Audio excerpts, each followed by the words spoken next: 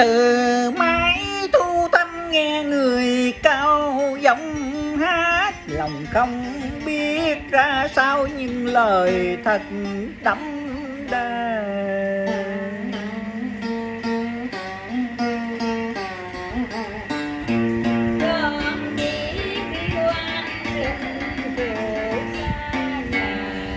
Giọng hát dúc cao xôn xao rừng lá thắm, nghe ngọt ngào như lời tâm sự mù sa.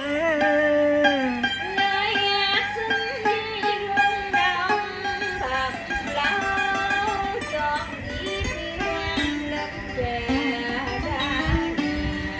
Giữa rừng già nghe tiếng hát thật cao, nhưng giữa rừng già tôi có thấy